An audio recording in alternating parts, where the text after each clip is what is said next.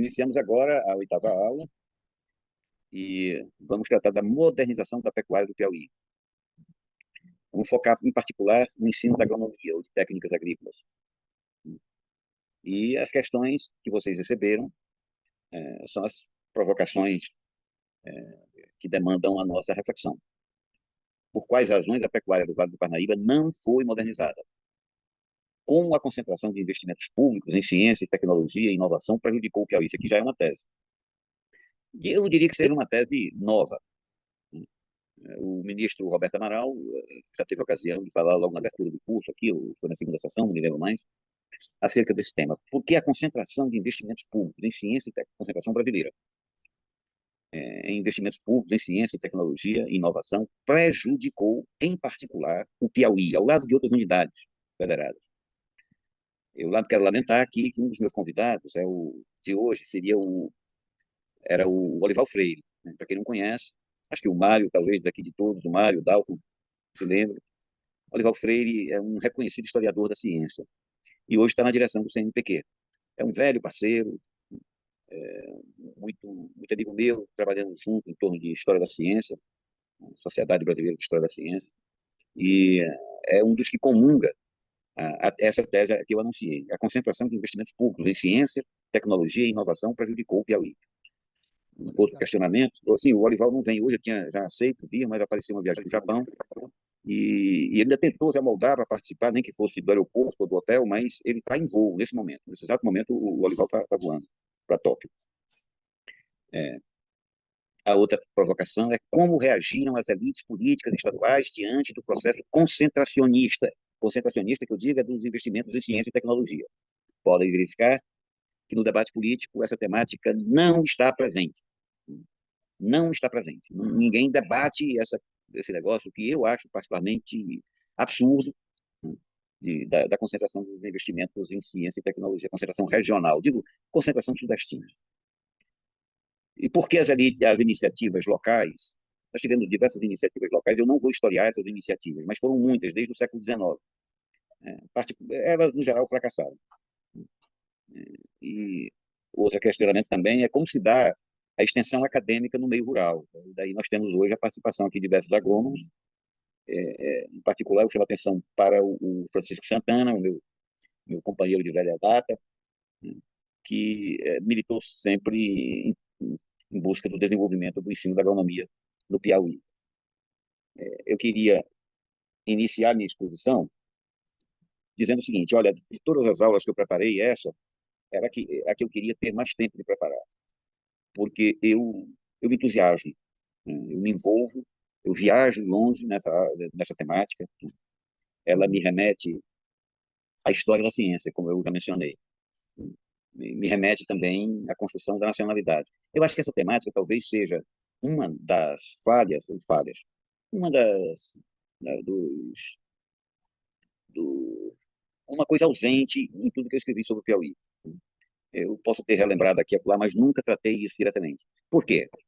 Porque isso só me veio, eu só fui ter clareza disso a posteriori.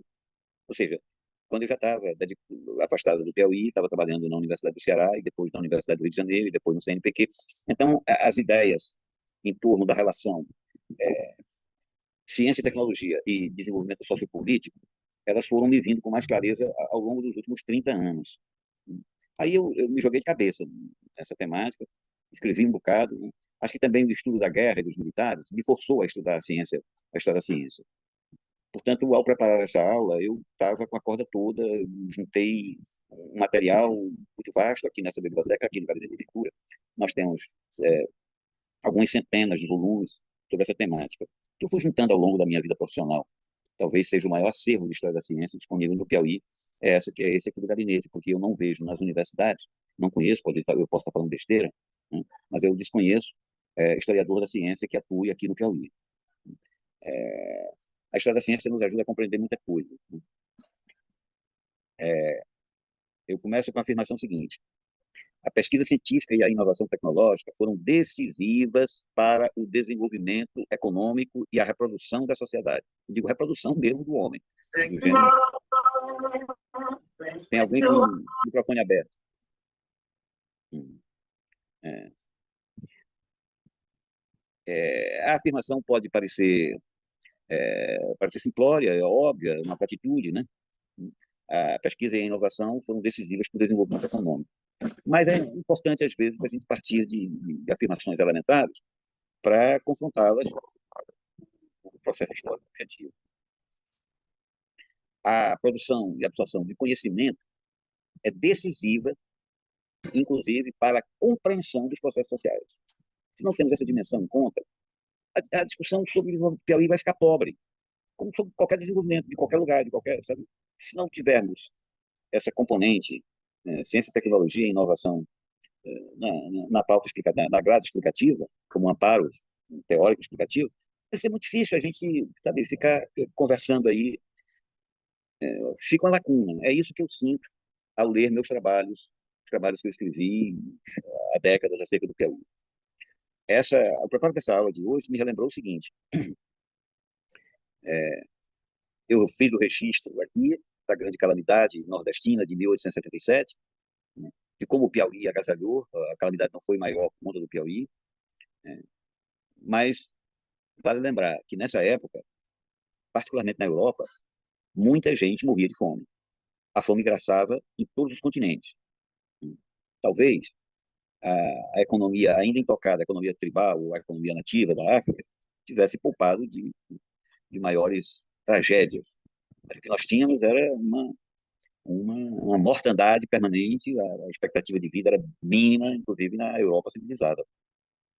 Foi aí na Europa civilizada, em particular na Inglaterra, que apareceu um teórico, um padre, né? Um padre anglicano, que revolucionou a forma de analisar a demografia e fez afirmações extremamente ousadas. Eu estou me referindo a Thomas More, não? A Thomas Malthus. Malthus, né? Malthus, ele... Vou resumir aqui a afirmação de Malthus, a afirmação principal. Enquanto os meios de subsistência crescem em progressão aritmética e a população cresce em progressão geométrica, a humanidade não terá futuro que preste. Terá um futuro de sofrimento.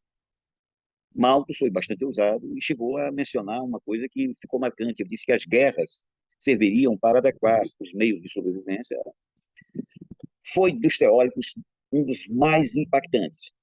Eu adoro ler Malthus. Essa aula me deu a oportunidade de reabrir isso. Já trabalhei Malthus em sala de aula muitas vezes. Por quê? Porque mergulhar no pensamento malthusiano é mergulhar no espírito do capitalismo nascente. Ele influenciou as teorias econômicas, Ricardo, né? Ele influenciou Marx, que foi obrigado a rebatê-lo. Ele influenciou Darwin. Enfim, ele está presente ainda hoje. O controle da natalidade ainda é baseado nos fundamentos anunciados por Malthus. E qual foi o seu grande erro, a grande falha de Malthus? Ele não previu, não imaginou que o desenvolvimento científico e tecnológico fosse capaz de mudar totalmente a sua equação. Essa equação já é anunciada aqui, que os meios de subsistência crescem em progressão geométrica e a população, aliás, os meios de subsistência crescem em progressão aritmética e a população cresce em progressão geométrica. O que transtornaria isso seria a ampliação da capacidade de alimentar a humanidade. Essa capacidade, ela começou a ser transtornada no século XX, mais ou menos um século depois de Malthus, porque Malthus viveu entre o século XVIII e XIX.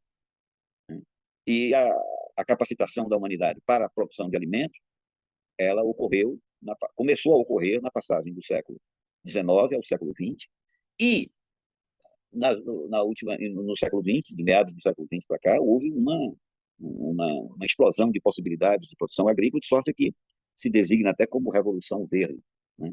Tendo, inclusive, um norte-americano, um estadunidense, né? Considerado como o pai dessa revolução. A multiplicação, eu estou me escapando do nome dele, eu me lembro que era de Minnesota, mas os agrônomos aí devem lembrar, porque já tiveram, como é o nome dele? Não estou lembrando, daqui a pouco vem, eu não anotei aqui, daqui a pouco vem o nome dele. Aquele que revolucionou a produção agrícola no México, e depois ganhou o prêmio Nobel porque conseguiu multiplicar a produção na Índia e no Paquistão. Pois bem, Malthus viveu entre o século XVIII e o século XIX. E já ele maduro, começam finalmente a aparecer escolas de alto nível, escolas de agronomia de alto nível, havia antes escolas precárias, escolas de nível superior, a primeira sendo na Alemanha, né? Foi em 1802, e depois a escola de Versailles, que foi em 1848, né? O ano de 1848 é um ano muito marcante, é o ano em que Marx escreveu o Manifesto Comunista, em que houve muita revolução, muito transtorno, em que a Europa entrou em convulsão. Pois exatamente nesse ano que surge o primeiro instituição agronômica avançada na França. Eu queria registrar aqui o seguinte: essas escolas que surgiram no século XIX ainda não refletiam o ponto básico que iria repercutir na produção agrícola, transtornar toda a produção agrícola, que era, nós já tínhamos a genética, né? Mendel já tinha elaborado suas teorias. Mendel é um pouco mais velho do que, digamos, mais recente, mais novo, do que o Malthus. Mas Mendel, que aliás também um padre, né? Um era anglicano e o outro era católico. Você vê a igreja aí, a relação da igreja. A história de Mendel é uma história muito curiosa, muito interessante. Borloo. Obrigado, Mário. Ernest Borloo. Mário é ágil nessas coisas. Foi prêmio Nobel, se eu não me engano, em 1970. Foi por aí. Acho que os agrônomos retêm esse nome, né? Pois bem, eu estava me referindo a um acontecimento essencial, que transformaria não apenas a agricultura, mas transformaria o equilíbrio geopolítico e imporia um revés ao mundo, dominado por Londres, a ordem dominada por Londres, que é o desenvolvimento da química. Uma pena o Olival não está aqui, porque nessa hora ele faria questão de falar, mas a Alemanha sai na frente, disparado, do estudo da química. Por quê? Para produzir tinta. A tinta era fundamental para a indústria têxtil, era um produto particular, cor vermelha, era um produto altamente valorizado.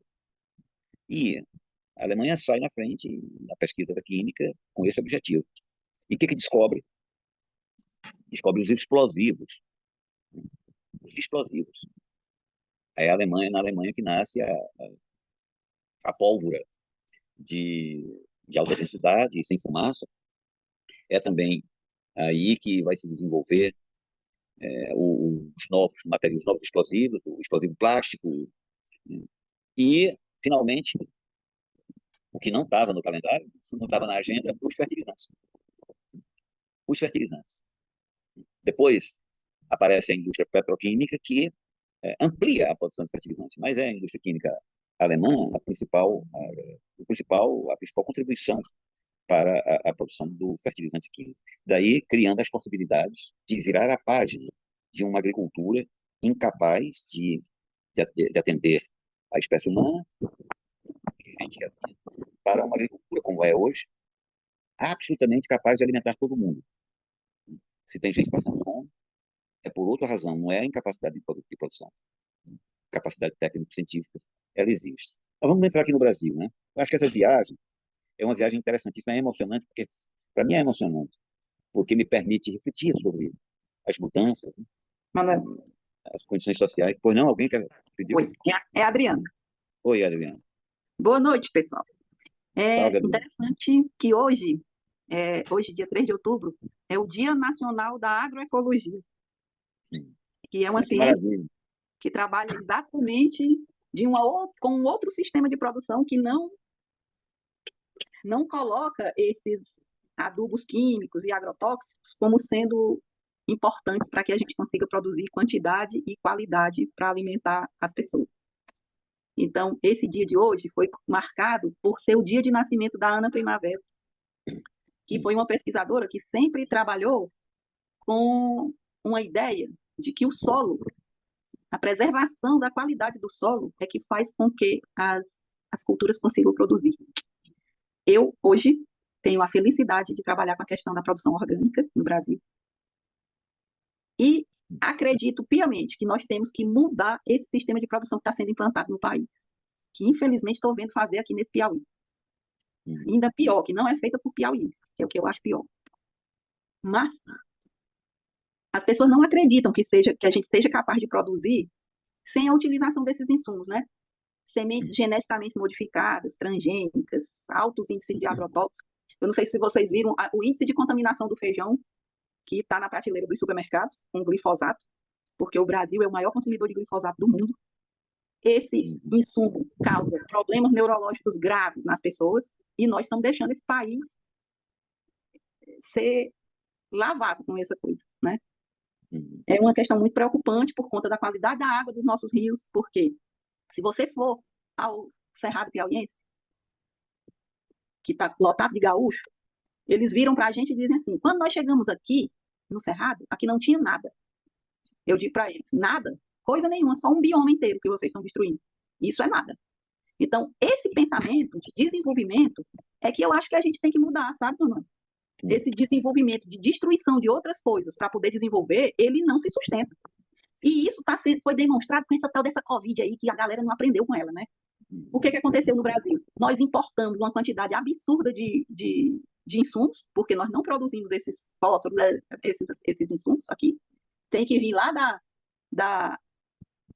desse país que está em guerra com a Rússia, rapaz. Cadê o nome? Ucrânia. Ucrânia? É.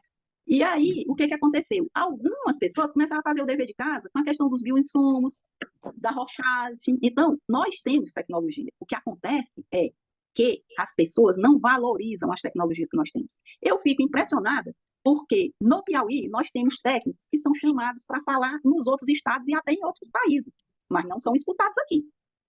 Isso é uma grande tragédia que eu vejo aqui nesse estado. Acho que o Manuel caiu. Não, eu estou aqui, Adriana, e achei muito bacana essa coincidência de nós estarmos tratando dessa coisa exatamente no dia da agricultura orgânica. Pois bem, mas nosso curso, Adriana, ele objetiva uma reflexão de longo curso, né? Fugindo digamos assim, das explicações mais conhecidas ou comezinhas, mais correntes, né? Buscando indagar os processos mais complexos. E, nesse sentido, eu estava situando a relação entre a ciência e tecnologia e alteração no padrão agrícola piauiense. Nas primeiras aulas, nós dissertamos um bocado, discutimos, falamos sobre a pecuária extensiva, né? Falamos um pouco sobre o extrativismo, passamos rapidamente pela agricultura de subsistência. Eu queria entrar agora, Adriana e colegas, na chegada dessas novidades ao Brasil. Dos pontos que eu levanto, né, desde o começo, é que a desigualdade na distribuição de conhecimento prejudicou o Piauí. Isso é um problema nacional. Vamos aqui. Eu quero lembrar o primeiro curso de ciências agrárias apareceu da Bahia, ainda no Império, né? Bahia, segunda cidade do país, né? Depois do Rio de Janeiro. E em que ano? Em 1877. Manuel Regis, conheci o edifício onde funcionou essa escola, quase em ruína. Pois é uma pena que tenha sido degradada, mas essa escola teve uma importância muito grande e ela é marcante. Ela surge em 1877, que é exatamente o ano da maior tragédia brasileira, tragédia humanitária, e uma das maiores tragédias humanitárias da experiência humana mesmo. Não é todo dia que você perde 5% de uma sociedade por conta aliás, 10% da sociedade nacional por conta da fome, né? Éramos 10 milhões em 1877, aliás, em 1872. Em 1877 morreram pelo menos meio milhão. Então, é 5%. Né? 5%. Difícil imaginar uma guerra que mate tanta gente. Né? Muito difícil. Nem Gaza chega a isso. Né? Nesse massacre de Gaza chega a isso. Mas vamos aqui. A segunda escola é a de Pelotas, né, no Rio Grande do Sul. Já no finalzinho do Império, em 1883. Hoje deu origem à Universidade de Pelotas. Eu tenho aqui a relação, que é interessantíssima, das escolas. Aqui eu já começo a sustentar a tese da desigualdade de distribuição da ciência e tecnologia no Brasil. 1887, aparece o Instituto Agronômico de Campinas, depois, 94, 1894, a Escola Politécnica de São Paulo, 1900, Piracicaba, 1901, lá a Exalc, hoje muito famosa, né? A Escola de Lavras, em 1908, a de Viçosa, tudo isso em Minas Gerais, 22, né?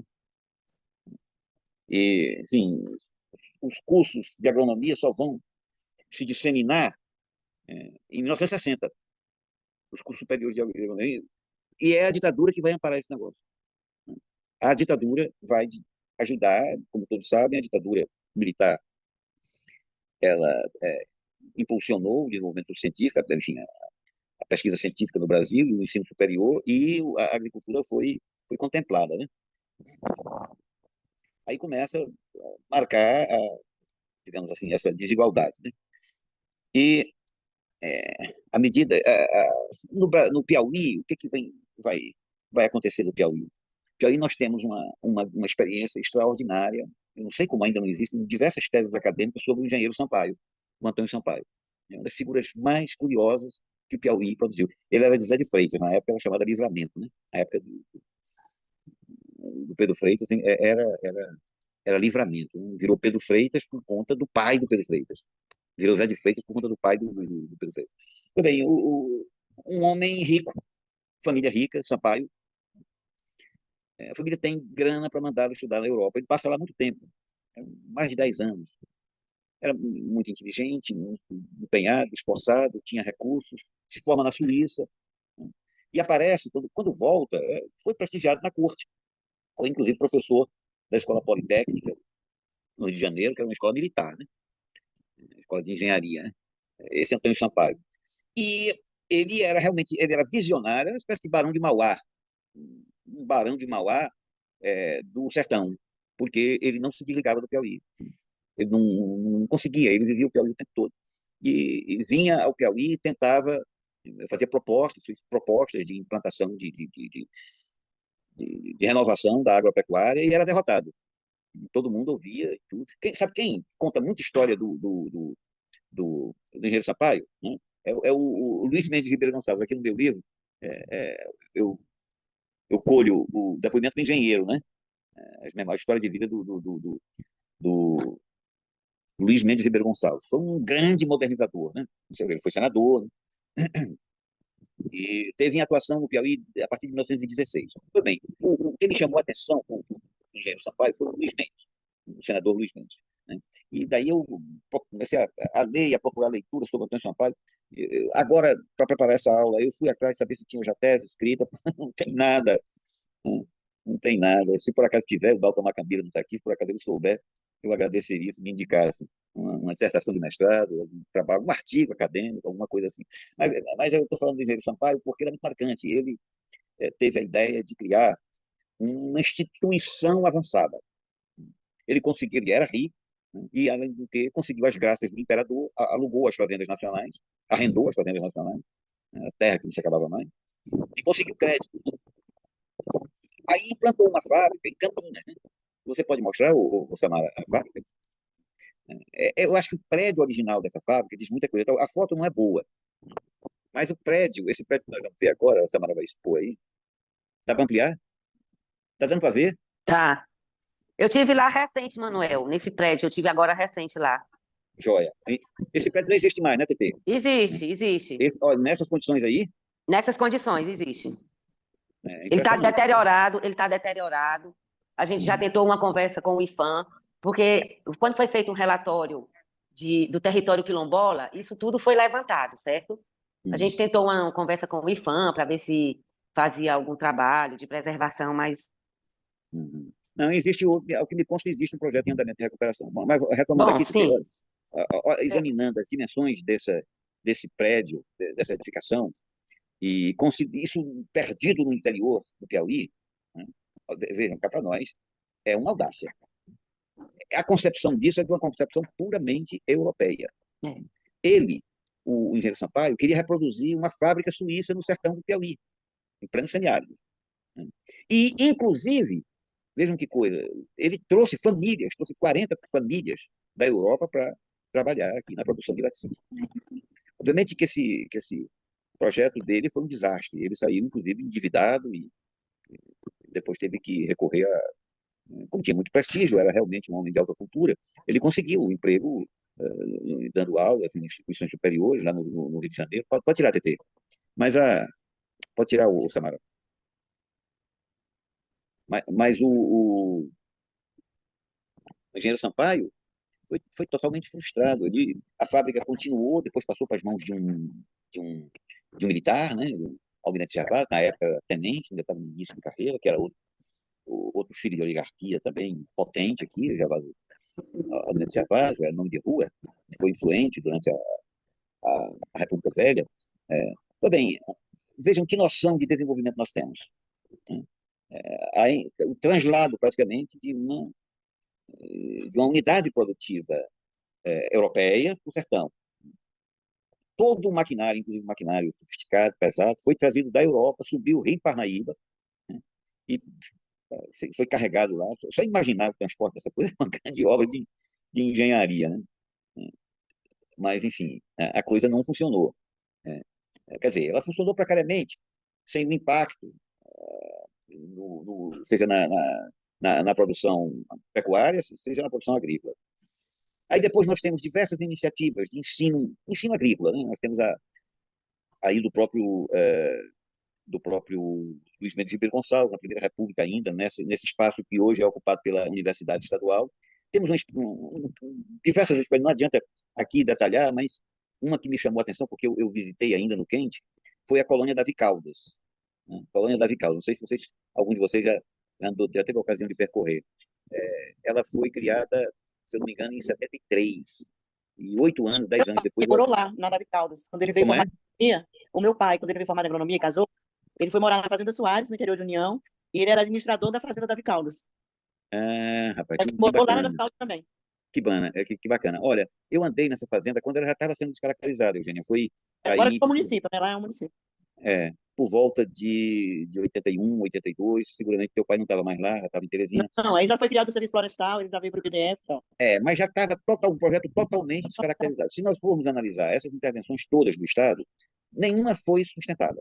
Né? Teve também a escola de Floriano, né? que não progrediu, que foi interrompida, e hoje ainda tem os militantes do patrimônio histórico de Floriano tentam preservar a porta lá da velha edificação. A questão, portanto, Não, esse prédio do engenheiro Sampaio está em qual município? Campinas. Campinas do Piauí. Tá certo. Obrigado. Bom, essa viagem toda para concluir o seguinte: no século passado, o Brasil teve um desenvolvimento espetacular da agronomia. A ditadura, já disse, impulsionou, inclusive criou a Embrapa. E também a Embrapa, não sei se vale a pena estender aqui muito sobre a Embrapa, mas a Embrapa é o tipo da instituição que causou grande impacto na economia brasileira. Outro que causou também impacto foi o sistema de extensão rural. Aqui tem agrônomos que conhecem bem mais o sistema de extensão rural que eu. Eu conheci de perto, porque quando eu viajava no Piauí, eu passava obrigatoriamente em todos os escritórios da Emater. Todos. Passava em todos os sindicatos, escritórios da Emater, conseguia falar com algum técnico agrícola.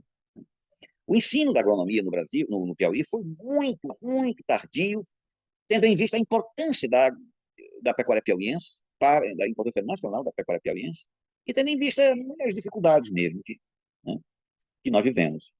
Eu não sei, eu acho que o Santana talvez seja uma pessoa importante para ouvir em torno desse ensino, a criação do ensino agrícola na Universidade Federal, e do curso de agronomia, porque temos primeiros engenheiros agrônomos formados no Piauí, não é, Santana?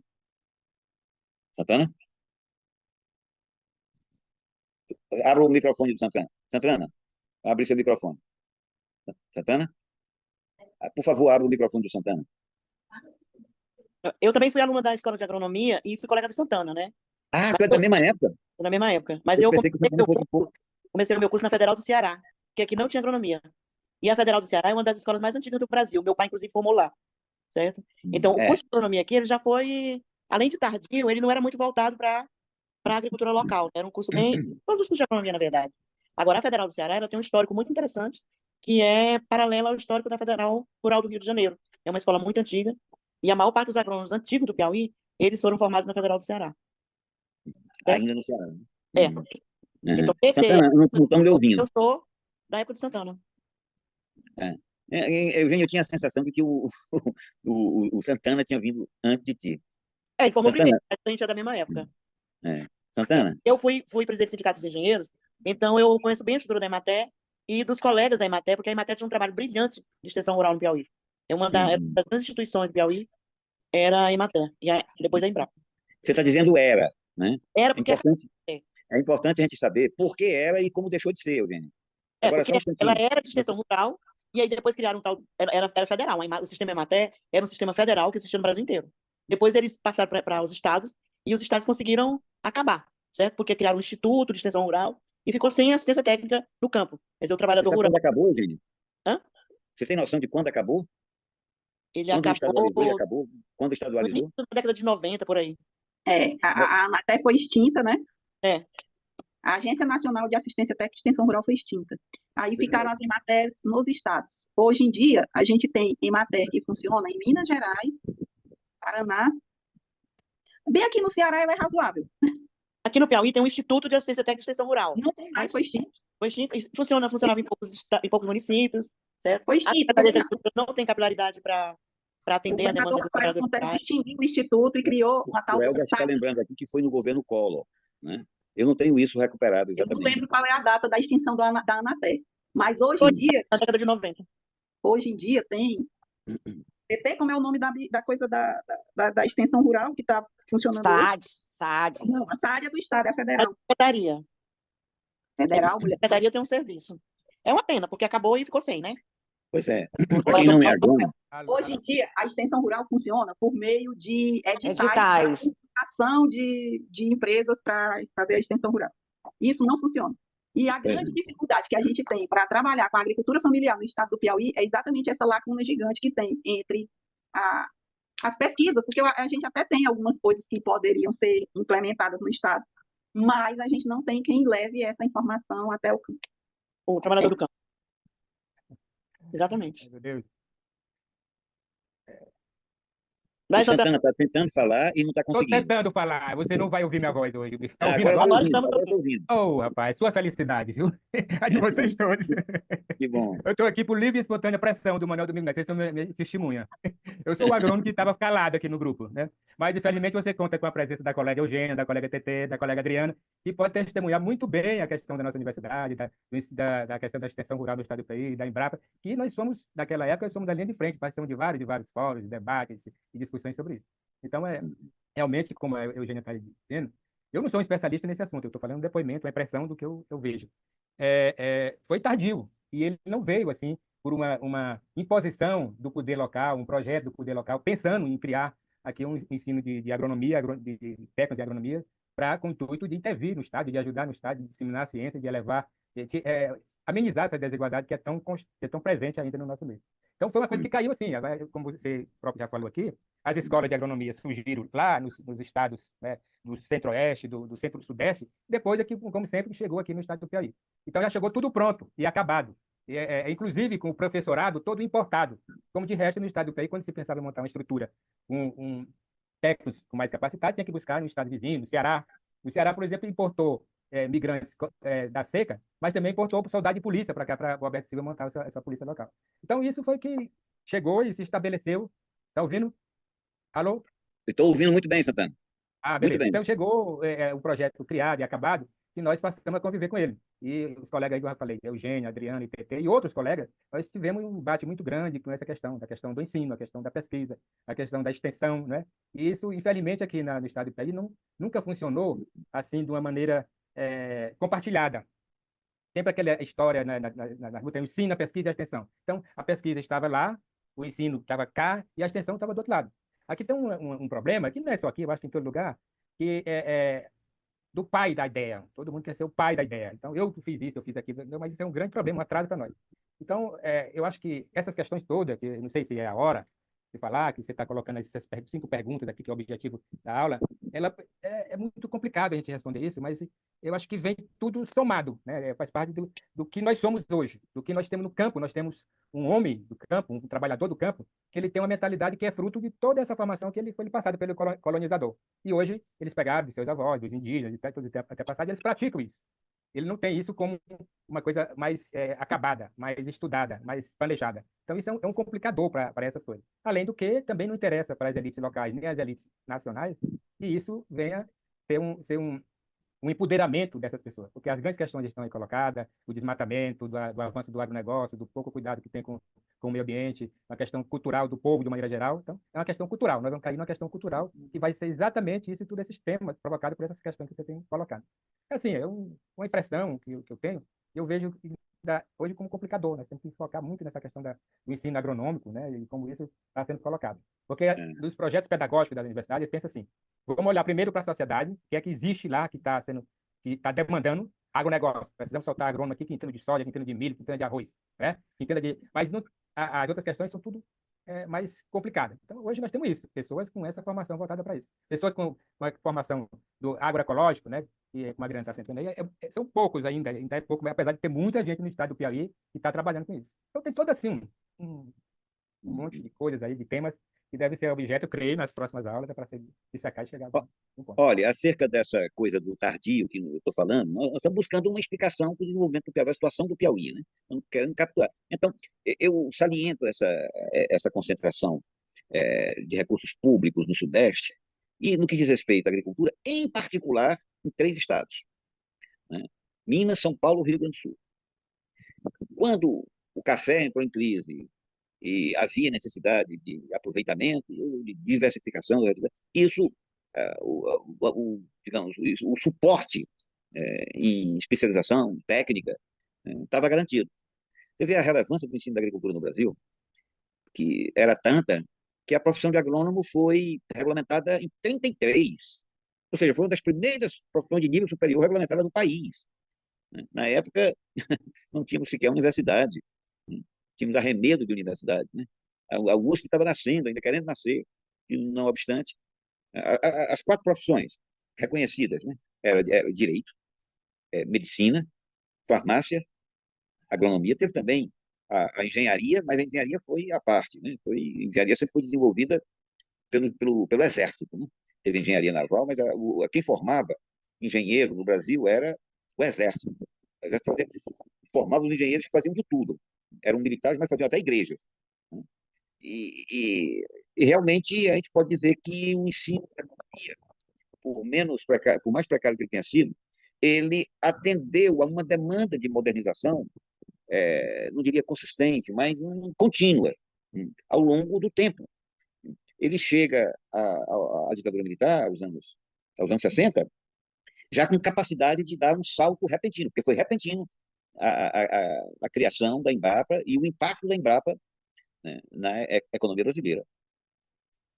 Então, junte-se a isso, eu queria lembrar outro aspecto importante também aqui, se quisermos pensar no desenvolvimento, foi a infraestrutura, a montagem da infraestrutura.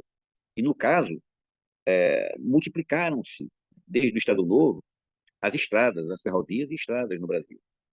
Eu não tenho os dados, eu gostaria de ter colhido, eu fiquei me envolvido nas leituras sobre a história da ciência, aí terminei me desorganizando, não trouxe um quadro de estradas, mas esse quadro do desenvolvimento das estradas, do transporte rodoviário, será possível trazer nas próximas aulas. Assim também com muitas outras coisas. O negócio que o César cobrou na aula passada aliás, o Dalton. Né? O Dalton e o César cobraram foi o desenvolvimento industrial do Piauí relativamente aos outros estados do Nordeste. Vamos trazer isso, né? Outra coisa que o César cobrou também foi acerca do sistema de arrecadação, do sistema fiscal. Vamos tratar dessas coisas aí para frente. Mas acerca o que eu queria colocar já agora, acerca dos meios de transporte, o seguinte: a agricultura não tem cabimento produzir. Na agricultura faz sentido quando há possibilidade de consumo, quando é possível transportar. Se não é possível transportar, Apenas os gêneros, digamos, que têm mais capacidade de conservar os grãos, né, podem permitir um transporte mais alongado, mais eficiente. E isso se faz em terra pelo sistema rodoviário, né, ferroviário e rodoviário. No caso aí do Piauí, nós não tivemos isso. Nós não tínhamos estradas, né? E o sistema ferroviário foi muito curtinho relativamente ao tamanho do estado, 250 mil quilômetros quadrados, né? A estrada de ferro que mais funcionou com certo dinamismo era, aqui circulando internamente, era Parnaíba-Teresina, né? Parnaíba-Teresina, Teresina-Parnaíba, né? O restante do Piauí não foi marcado por isso. Portanto, isso se refletiu na produção agrícola, né? Produzir como transportar, né? Mas não é só isso, me parece. Eu acho que o atraso do ensino da agronomia e o atraso da modernização da agronomia, da produção agrícola no Piauí, eu diria que foi essencialmente por conta da concentração fundiária. O que a concentração fundiária prejudicou o desenvolvimento da agricultura? Como? De que forma? Em primeiro lugar, porque avançar tecnicamente, se havia abundância de terras novas, terras férteis, o desenvolvimento da agronomia fez sentido na Europa, nesse tempo em que eu relatei logo no início, né, porque havia gente com fome, aqui tinha pouca gente, né, e havia mercado distante, né. E, por outro lado, na Europa, a demanda por terra era cada vez mais acentuada, enquanto que aqui nós tínhamos abundância de terras se comparados com a densidade demográfica. O latifúndio não absorvia mão de obra. O latifúndio, a lógica do latifúndio pecuarista era uma lógica que não comportava a modernização. O próprio governo estadual chegou a comprar matrizes, e essas matrizes para a renovação do rebanho. O engenheiro Sampaio, como eu já disse, trouxe matrizes. E isso era completamente ignorado, porque ainda tinha terra, porque não queria investir capital. Uma matriz é uma coisa de valor. Sorte que é um investimento de capital. O engenheiro Sampaio quebrou a cara. Tem uma reunião que ele fez em Campo Maior, aí por volta de ainda no final do Império, que é relatada pelo Luiz Mendes Ribeiro Gonçalves, que é uma das coisas mais interessantes da literatura. Ele dizendo assim: todo mundo foi ouvir um jovem engenheiro piauiense, intelectual, formado na Europa, que falava línguas estrangeiras, foi todo mundo lá, e bajulando, e ninguém deu a mínima para o que o engenheiro Sampaio falou. Ele sustentando a necessidade de melhorias no rebanho, na técnica do alimento, etc. Nada, não impactava, acolá não alteraria em nada a condução da fazenda. Acho que outra coisa que, talvez, aí nisso, o impacto não foi piauiense exatamente, foi nacional, foi a monocultura de exportação. A monocultura que mais força que o Brasil teve foi a do café. E havia superprodução sem haver necessariamente alta tecnologia. Hoje, a produção do café é baseada em termos completamente diferentes, mas a produção original era a produção em terras virgens, em terras férteis, extensas, com grandes latifúndios, e não feita por trabalho escravo, em seguida por trabalho em condição análoga à escravidão, sorte que não havia cabimento por lá desenvolver agricultura, técnicas avançadas para aquilo, que se garantia, assim, sem produção de tecnologia. O que veio a demandar, isso aqui já vai a opinião minha, foi a urbanização coloca uma necessidade objetiva de alimentar as cidades, e isso se faz com as terras já usadas, já devassadas pelo café. Então, se tem a produção agropecuária dessas regiões que hoje se constituem o interior mais rico do Brasil, que é o interior de Minas, o interior de São Paulo, o Paraná, Santa Catarina, né? É o interior no qual Mas tem circula... Centro-Oeste. Centro-Oeste. Pois é só monocultura. Eu estou falando da agricultura diversificada, né? Essa agricultura diversificada que tem laticínios, Adriana, que tem cujo resultado da produção fica de alguma forma nas cidades, né? Nós temos as ricas cidades do interior paulista, né?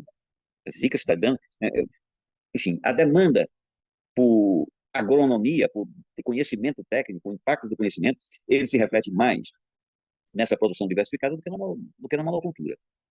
Porque a monocultura, o gerenciamento de um espaço enorme é feito, vocês me corrijam se eu estiver errado, é feito através de aplicação de recursos tecnológicos adquiridos, né, que chamados pacotes, né? Já vem tudo especificado, é uma agricultura de menor risco, enquanto que essa agricultura diversificada, que eu chamo, é uma agricultura que realmente demanda conhecimento técnico. A agricultura que a Adriana defendeu, a Adriana, a TT defendem com ardor, né? Todos nós aqui, ó, que é a agricultura orgânica, essa aí é que exige, de fato, a extensão rural, o conhecimento e a extensão rural. Estou errado? Estou errado, por acaso? Ela precisa de gente, né? Não é uma agricultura que você consiga fazer com pouco conhecimento, não. É bem difícil trabalhar com ela. Mas a gente tem... agora a TT vai discordar de mim. Tem o quê? A TT vai discordar de mim, porque a gente tem um posicionamento um pouco diferente. É assim, eu sou uma criatura que defendo a agricultura orgânica independente de que tamanho ela seja. A gente já tem algumas áreas de produção de açúcar orgânico, de soja orgânica, com monocultivo, tá? Porque muitas pessoas pensam que a agricultura orgânica ela é única e exclusivamente para a agricultura familiar. Isso não é verdade. Agora, o que acontece na agricultura familiar é que ela tem uma característica fantástica, que é exatamente uma grande diversidade de produto numa área bem pequena. Parece-me, se eu não me engano, o dado é que um agricultor, uma família agricultora, ela consegue fornecer alimento, parece que para 30 famílias na cidade. Então, hoje em dia, a gente até está começando a trabalhar com algumas comunidades que sustentam a agricultura. O que é isso? São grupos de consumidores que financiam a produção dos agricultores para receber isso em produtos mais na frente. Hoje em dia, a gente está organizando alguns grupos nesse sentido. Exatamente por quê? Porque a agricultura familiar ela carece de assistência técnica, carece de insumos, carece de muita coisa. Então, a gente está tentando fazer com que a gente estabeleça circuitos curtos de comercialização, e esses circuitos curtos acabam que o consumidor conhece o agricultor, e o agricultor, quando precisa, tem no consumidor um parceiro para auxiliar. Para mim, isso é o negócio mais legal que a gente tem. E qual seria a divergência, então? Também eu quero saber, Adriana, qual a divergência. Eu defendo nem só a agroecologia, mulher, porque eu defendo a agricultura orgânica de qualquer modelo. Se for fazer gigante sem jogar veneno, para mim é ótimo, mas... Pois é, porque, olha, eu estive lá em Havana, em Cuba, lá são grandes áreas com controle biológico, porque o bloqueio impede que graças a Deus, esses insumos malditos não cheguem mais lá tem grandes áreas. E em Lisboa também, em Portugal, eu vi áreas grandes, o pessoal trabalhando com bioinsumos. Agora, Manuel, a minha opinião, por que esse atraso no Piauí e no Brasil? Primeiro, nós somos um país colonizados, que nós não conseguimos a nossa independência até hoje. Nós somos um capitalismo periférico. Nós só servimos de modelo de laboratório do que tem de pior no mundo. Não é? Você fez um apanhado histórico de como foi que a Alemanha, são bons químicos, desenvolveram uma química lá, e a questão dos agrotóxicos, eles são provenientes porque ela não tinha mais como dar fim, depois da Segunda Guerra, às armas, eles tinham que dar um destino lucrativo. E aí foi quando surgiu as fábricas de produção de veneno. Talvez seja por isso que a Alemanha até hoje é a maior detentora de produção de agrotóxicos do mundo, né? Eles fundiram aí umas grandes empresas e vivem mandando para o mundo todo, sobretudo para a América Latina. Nós aqui na América Latina servimos só para isso. O ensino do curso de agronomia, que é a nossa área de ciências agrárias, ele é baseado no modelo europeu. Sabe por que a Ana Maria Primavesi, quando ela veio de Viena, que ela desenvolveu o estudo dela todo lá, e que ela veio morar no Brasil, o grande embate dela é porque ela conhecia como era feito a produção, o preparo do solo. Era o mesmo modelo, o mesmo maquinário. Ela disse, não, aqui não dá certo, não. Aqui no Brasil são outros 500. E aí ela começou a fazer pesquisa. Em Santa Maria, aonde ela se instalou e foi pesquisadora e produziu muita coisa, todo mundo virava a cara para ela, não é? Ninguém, isso não é científico, isso não tem nada a ver, isso não é científico. E aí, quando ela se aposentou em São Paulo, pegou uma área totalmente degradada e ela transformou.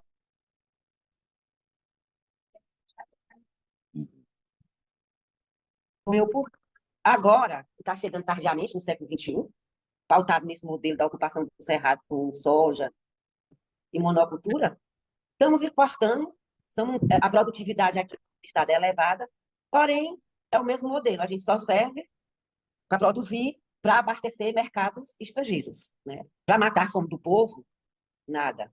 E aí, quando a gente fala de sustentabilidade, de segurança alimentar, é isso, porque, assim, a agroecologia, e a gente diverge nisso, que tem uma diferença entre orgânicos e produtos agroecológicos, né? É que a segurança alimentar, ela, na perspectiva da agroecologia, ela oferece mais, digamos assim, mais oportunidade que as pessoas possam produzir o seu próprio alimento, certo? Mas, assim, o que a gente sabe também, aí já é com a Adriana, porque a Adriana é do Ministério da Agricultura e eu sou do Ministério do Desenvolvimento Agrário. Eu trabalho com a pobreza rural, trabalho com assentamento, com quilombola. A Adriana, não. O ministério dela é da riqueza, é do agronegócio. Eu não entendo nem porque que essa pauta da agroecologia e dos orgânicos estão no mapa, mas, enfim, aí já é para outra discussão. Então, é isso, Manuel. Nós continuamos sendo, só muda os produtos e a forma, né? Mas nós continuamos sendo... meu telefone dentro do Hermitage desligado de propósito. Só quando eu saí, no começo da noite, veio a confirmação. E, bom, eu fui para uma longa caminhada por São Petersburgo. É impossível, mesmo para um analista, mesmo para meus 40 anos O que é de isso? experiência... O que está acontecendo? Quando acontece algo assim, você tem que... Está havendo uma interferência, né? Hein?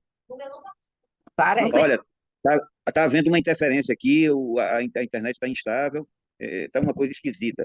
Aqui, vamos continuar. Se houver algum problema, a gente sai e liga de novo. Então, assim, para concluir a minha fala, meu raciocínio, isso nós continuamos sendo um produtor de produtos primários, que não agregamos valor, porque não é interesse do mercado se agregar valor em nada, e vai ficar nesse modelo.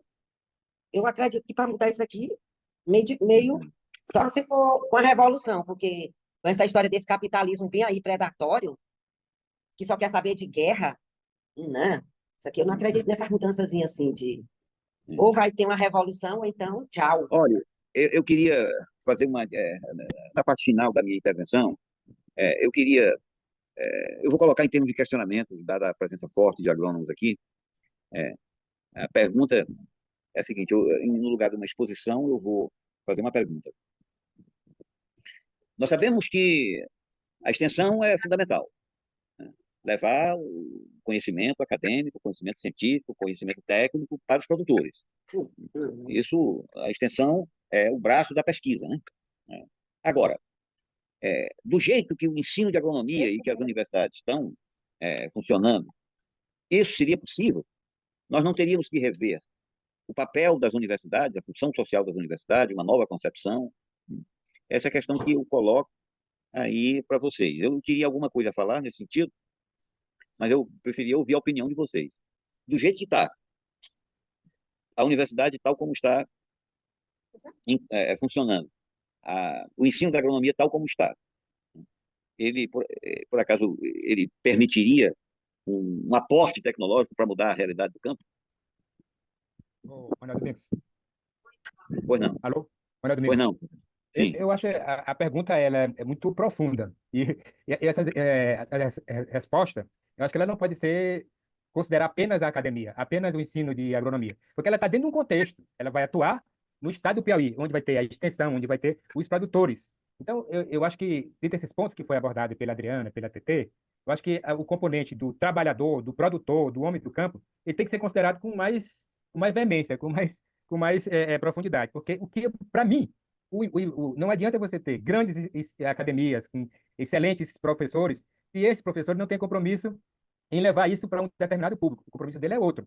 Então, se você não tem uma sociedade que brigue por isso, que lute por isso, que exija que esses doutores ou não doutores, grandes técnicos, né, desçam até eles, e que exija do Estado que leve as políticas públicas para ele, porque ele isoladamente ele não vai avançar, ele não vai transpor essa barreira. Então, hoje nas universidades você tem uma boa parte conservadora, e ele não vai pensar o desenvolvimento da ciência agronômica com esse sentido de levar a transformação para o campo. Por isso que eu digo, o componente da politização, da consciência política, ele é fundamental. É fundamental para você ser comprometido com a agricultura orgânica, para você ser comprometido com a segurança alimentar, para você ter um olhar mais crítico para o grande negócio, o agronegócio, Então, esse aí eu acho que tem que, eu não sei se você está concordando comigo, tem que considerar o produtor lá na ponta. Porque uma coisa é você ver as culturas dos estados do Sudeste e do Centro-Oeste e ver o estado do Nordeste. Então, aqui, mais do que em outros locais, essa interferência das academias, talvez ela é pouco notada, porque você tem em relação à população do Estado, em relação às pessoas que estão envolvidas, comprometidas, viu, Adriana, com a agricultura, a agroecologia, eu estou aqui com um livro de agroecologia em diversos atores no Estado do país, agricultura com a segurança alimentar dos produtos que são produzidos, enfim, com toda essa temática, no meu entender, pelo que eu tenho informação, ela não é tão grande assim, né? Ela não é tão grande que ela não é salta, não é ouvida pela sociedade como um todo. Então, ele precisa se conscientizar politicamente, inclusive, porque para poder atuar. Então, a TT, minha colega TT, está esperando uma revolução. Então, vamos baixar um pouco, porque isso está muito longe. Vamos trabalhar pela conscientização desses produtores, do Estado todo, para ele poder exigir lá na academia que isso mude. Então, a pergunta do Manuel, direta, as academias atendem isso? Não atende, porque foi colocado aqui, eu já me falou, eu já coloquei também. Elas foram moldadas com esse intuito de disfarçar, de dar uma de camaleão, de bromeixo nessa história toda, e a gente vai ganhando, vai consumindo os produtos, os fertilizantes, vai fazendo as culturas, as pesquisas, a genética, e dá pra. Então é isso, eu acho que tem que, o todo, eu não Você sei me se eu estou permite aí, fazendo entender, ou não, você me permite, Santana? ou A, não. a minha pergunta e o meu convite para que vocês se manifestassem, ela teve baseado, em primeiro lugar, na minha exposição, segundo a qual a ciência e a tecnologia e a inovação são indispensáveis à mudança social.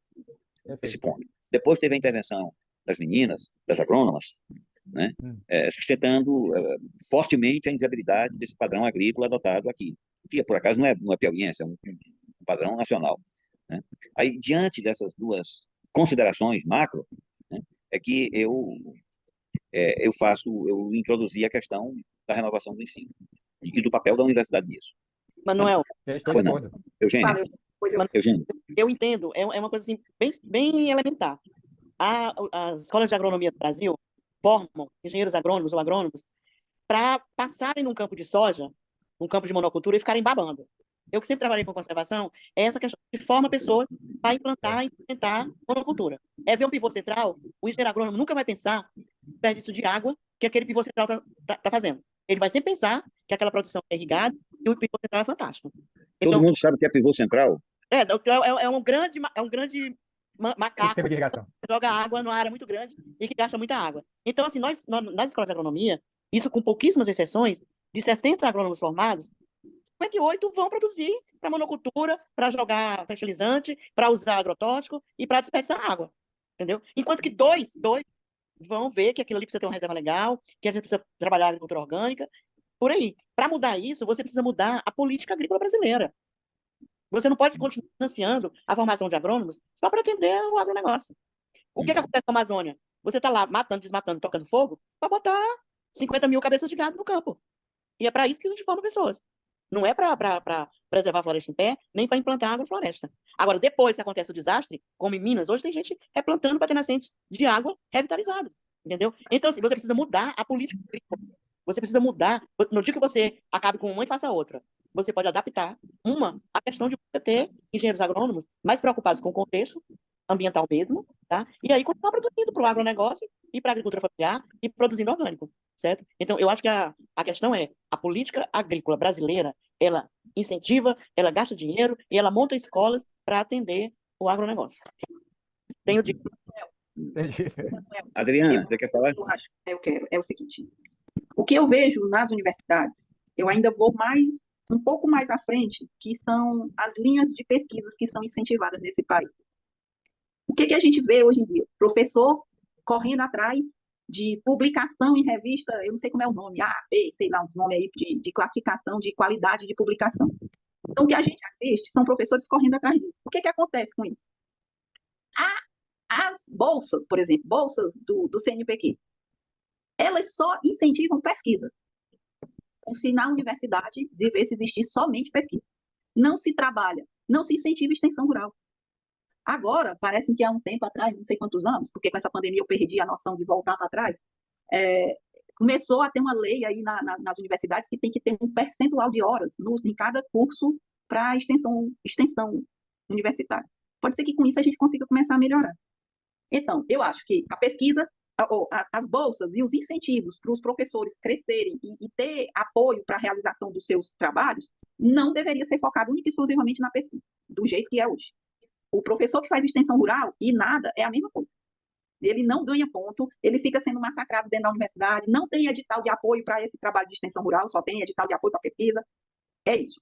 E a questão do modelo de desenvolvimento do país é bem complexo. No Piauí, nós temos uma lei de agroecologia.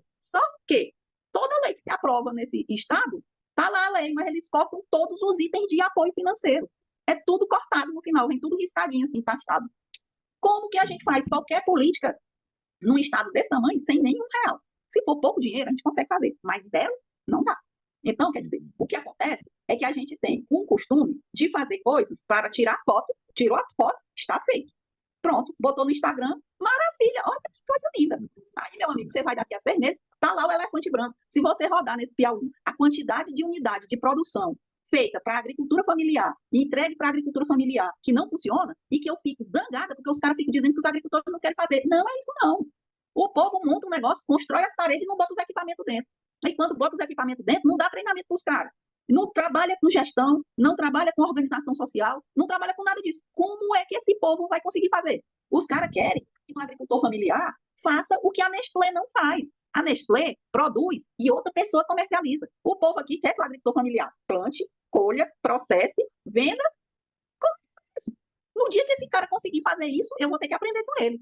Porque eu não dou conta de fazer isso. Aí você quer botar na carga de uma pessoa semi-analfabeta gestão desse modelo. Isso não existe. Então, nós, enquanto Estado, nós temos que fazer uma política de apoio a essa agricultura, que é a agricultura que vai botar comida na nossa mesa sem veneno. Porque eu hoje não compro feijão em supermercado, tá tudo cheio de glifosato. Eu mando buscar o feijão que eu como na minha casa, eu mando buscar no quilombo lá em São Raimundo Nonato, para eu poder comer. Porque senão não compro. Então, gente, é isso. Espero que consigamos mudar a cabeça desses nossos gestores de achar que o moderno é aplicar veneno com drone, fazer essas coisas. Para mim, o moderno e o chique é eu chegar na minha mesa e dizer: o feijão foi plantado pela Valquíria lá do quilombo, lá da EMAS de São Raimundo Nonato. Para mim, isso é o negócio mais chique que tem no mundo. Tá? Quem quiser achar que o chique é comprar outras coisas desse supermercado aí, cheio de veneno, às ordens, fique à vontade, que os meus 8 litros de veneno que eu tenho direito por ano aqui no Brasil está à disposição de qualquer um que queira comer. Tchau! Olha, eu acho que nós estamos confluindo aqui para o final. Voltando ao ponto inicial, nós precisamos compreender que a dificuldade que teve de absorção de conhecimento superior para mudança social. Então, nós desconhecemos processos sociais, processos socioeconômicos, exitosos do ponto de vista da satisfação da coletividade, sem o aporte científico. Eu comecei enfatizando bem aí essa relação intrínseca entre mudança social e produção científica e tecnológica. Nós chegamos ao final concluindo que essa tecnologia ela tem que estar submetida a um projeto mais amplo de desenvolvimento. Ou seja, não adianta tecnologia por tecnologia, ela tem que ter uma... Daí eu levantei a questão final da função social da universidade. Ô, Manuel. Oi? Santana. Sim. Oi, Santana. Pois não. Eu queria só fazer uma pontuação entre você está levantando a questão da necessidade das academias, das universidades, ter uma ação mais efetiva, a contribuição para o desenvolvimento. Então, aqui, se no passado recente isso foi difícil e quase impossível, hoje está ficando mais complicado ainda. Os colegas sabem a proliferação que existe no Nordeste, no Brasil, das escolas ligadas ao meio agropecuário, no estado do Piauí. E também existe uma proliferação muito grande. Escolas são essas que você está referindo, EAD, educação à distância. Né? Ah. No estado do Piauí tem a Universidade Federal, tem a Universidade Estadual, mas tem um sem número aí, eu não tenho esses dados. Mas é um número, eu tive até curiosidade de ver hoje à tarde, eu vi algumas, universidade particular, atuando no estado do Piauí. EAD, educação à distância, agrônomo. Conversando com o professor. Agrônomo. Formando agrônomos. Como é que você pode formar agrônomo virtualmente? Eu sei que existe, o próprio Estado tem uma iniciativa dessa natureza, onde agricultores, a Adriana deve saber dessa situação, a Eugênia também, a TT, da agricultura familiar, são formados em agronomia. Agricultores sendo educados à distância, Tá? Então, isso está fora, foge do controle. Tá mais, quer dizer, concluindo, está mais difícil o controle social dessas academias. Pois é, acho que todos, a intervenção de todos conflui para uma necessidade de uma concepção diferenciada de desenvolvimento. Aqui prevalece hoje, fica difícil, mesmo que haja a produção de conhecimento, essa produção de conhecimento está associada a um determinado modelo que, que não propicia nem saúde, nem comida saudável, nem distribuição de riqueza, enfim, satisfação social. A pergunta final era relativa à mudança da universidade. E, nesse sentido, eu insisti nisso porque é uma questão que vai estar presente ao longo, já esteve no início, vai estar presente ao longo de todo o curso, que é o tipo de ensino que nós estamos oferecendo. A rigor, se prende a uma concepção de universidade. Eu diria, bem resumido, a universidade serve para dar oportunidade às pessoas de buscarem carreira, buscarem ascensão social, ou a universidade deve estar submetida a um programa de desenvolvimento amplo, ou seja, de transformação do país. Né? Ela deve estar submetida a quê, finalmente? Pelo discurso governamental, acho que prevalece essa primeira ideia. Fazer universidades, construir, ampliar, sem institutos federais, para quê? Para dar oportunidade de ascensão social. Enquanto que, na minha percepção, essa é uma concepção estreita. Nós precisamos de um projeto de desenvolvimento no qual a universidade cumpra uma função social, e a função seria a de promoção do desenvolvimento. No campo da agronomia, eu diria mais, uma reforma do ensino da agronomia passaria naturalmente por uma carga muito mais efetiva de conhecimentos socioeconômicos. Né? Inclusive, para todas as áreas do conhecimento, acho que seria muito bacana a oferta de história da ciência. Por que isso? Não é uma ideia que eu defendo agora, não. Tá? Já faz algum tempo que eu sustento isso. Apenas a história da ciência permite a cada um dos especialistas, em cada área, ao médico, ao engenheiro, ao veterinário, né? Enfim, ao biólogo, ao químico, ao físico, perceber a trajetória de sua formação, da sua disciplina, da sua área de conhecimento e a sua relevância para a sociedade. No mais, essa questão final que o Santana lembra, né? Ele põe na mesa, essa história do ensino à distância, sinceramente, para mim foi até uma surpresa, né? Viu, Santana? Eu não posso imaginar como é que... Medicina tinha em curta distância, o Conselho de Medicina que conseguiu barrar. Agora, tu quer ser operado por um cara que foi treinado à distância? Eu não quero. Pois é. Porque a agronomia, o cientista pode trabalhar aí estudos de parasitas isolado no seu... Mas o agrônomo efetivo, se ele não tiver capacidade de... Como é? Se não tiver capacidade de difusão, de estender o seu conhecimento, aí o conhecimento fica empobrecido. Nas questões levantadas aqui, tem alguém querendo falar? Eu só queria, antes de passar a palavra, quem é que está querendo falar? O Daniel tem uma pergunta, eu vou ler aqui. Tá. Na atualidade, o principal desafio enfrentado na modernização da pecuária. Na atualidade, qual o principal desafio na modernização da pecuária? Olha, eu vou estender essa pergunta para todo mundo, mas eu queria concluir a afirmação que eu vinha fazendo. A Adriana Barreto colocou uma das questões mais difíceis e para a qual a presença do Olival Freire seria muito interessante. Esse diretor do CNPq, meu companheiro, que não pôde estar aqui agora porque está numa viagem para o exterior. Né?